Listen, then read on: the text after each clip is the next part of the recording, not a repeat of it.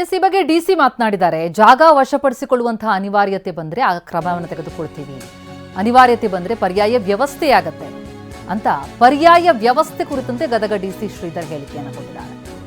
ಪುರಾತತ್ವ ಇಲಾಖೆ ತನಿಖೆ ಮಾಡಿ ರಿಪೋರ್ಟ್ ಕೊಡಲಿ, ಸತ್ಯವಂತಿಕೆ ಅದ್ರ ಬಗ್ಗೆ ಬೇರೆ ರೀತಿ ಪರಿಹಾರ ಕೊಡ್ತೀವಿ, ಸರ್ಕಾರದ ಗಮನಕ್ಕೆ ತಂದು ಒಂದು ವಾರದಲ್ಲಿ ಕ್ರಮ ಅಂತ ಡಿಸಿ ಭರವಸೆ ಮಾತನಾಡಿದ್ದಾರೆ. ಆರ್ಕಿಯಾಲಜಿ ಅವರು ಎಲ್ಲರೂ ಒಟ್ಟಿಗೆ ಚೆಕ್ ಮಾಡಿ ಅಭಿಪ್ರಾಯ ಕೊಟ್ಟಂತೆ ತೀರ್ಮಾನ ಆಗುತ್ತೆ. ಆ ಜಾಗ ನಾವು ಅಕ್ವೈರ್ ಮಾಡಲೇಬೇಕಾದ ಪರಿಸ್ಥಿತಿ ಬಂತಂದ್ರೆ ಅವ್ರಿಗೆ ಪರ್ಯಾಯ ವ್ಯವಸ್ಥೆ ಮಾಡೋಕ್ಕೆ ಸರ್ಕಾರದ ಜೊತೆಗೆ ನಾವು ಕ್ರಮ ತಗೊಳ್ತೀವಿ. ಅಲ್ಲ, ಈಗಲೂ ಮನೆ ಪಾಯ ಮಾಡಿದ್ದಾರೆ ಅವರು. ಪಾಯ ಕಂಪ್ಲೀಟ್ ಮಾಡೋಕ್ಕೆ ಇನ್ನೊಂದು 3-4 ಡೇಸಲ್ಲಿ ಅದರ ವಿಚಾರವಾಗಿ ಸರ್ಕಾರ ಜೊತೆಗೆ ನಾವು 1 ವೀಕ್ ಒಳಗೆ ಕ್ರಮ ತೊಗೊಳ್ತೀವಿ. ನೆಕ್ಸ್ಟ್ ಕ್ಲೇಮೆಂಟ್ಸ್ ಬಂದಮೇಲೆ ಅವ್ರಿಗೆ ಏನು ಮಾಡಬೇಕು ನಿಯಮದಂತೆ ಅದನ್ನು ಮಾಡ್ತೀವಿ. ಅವ್ರಿಗೆ 2 ಇದೆ.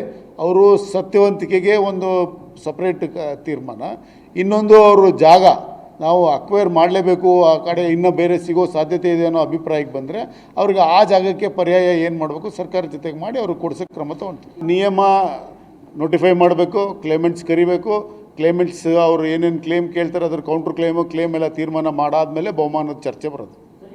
ಅದಾಗದೆ ಹೊರತು ಬಹುಮಾನ ಇದೆಲ್ಲ ಇಲ್ಲ.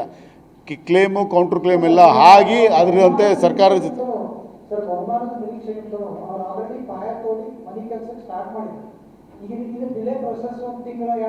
ಜಾಗ ಅಕ್ವೈರ್ ಮಾಡೋದಕ್ಕೆ ಬಿಡೋದಕ್ಕೆ ಈ ಪ್ರೋಸೆಸ್ಗೂ ಅದಕ್ಕೂ ಸಂಬಂಧ ಇಲ್ಲ. ಹಿಸ್ಟೋರಿಯನ್ಸ್ ಚೆಕ್ ಮಾಡಿ ಅದರಲ್ಲಿ ಮುಂದೆ ಸಿಗೋಕ್ಕೆ ಸಾಧ್ಯತೆ ಇಲ್ಲ, ಅಲ್ಲಿ ಮುಂದೆ ಏನೂ ಇರೋದಿಲ್ಲ ಅನ್ನೋ ಅಭಿಪ್ರಾಯಕ್ಕೆ ಬಂದರೆ ಇಮಿಡಿಯೇಟಾಗಿ ಅವ್ರಿಗೆ ಕೊಡೋದಕ್ಕೆ ಮುಂದುವರಿಯೋಕ್ಕೆ ಒಂದು 8 ದಿನದೊಳಗೆ ನಾವು ಅದು ಕ್ರಮ ತೊಗೊಳ್ತೀವಿ. ಅದು ಹಿಸ್ಟೋರಿಯನ್ಸ್ ಆರ್ಕಿಯಾಲಜಿ ಅವರು ಎಕ್ಸ್ಪರ್ಟ್ಸ್ ನಮಗೆ ಅದೊಂದು ಅಭಿಪ್ರಾಯ ಕೊಡಬೇಕು. ಆ ಜಾಗ ಸರ್ಕಾರ ಟೇಕ್ ಓವರ್ ಮಾಡಬೇಕು ಅನ್ನೋ ಅಭಿಪ್ರಾಯ ಅವರಿಂದ ಬಂದರೆ ಮಾತ್ರ ಜಾಗ ಟೇಕ್ ಓವರ್ ಮಾಡೋ ಪರಿಸ್ಥಿತಿ ಬರುತ್ತೆ.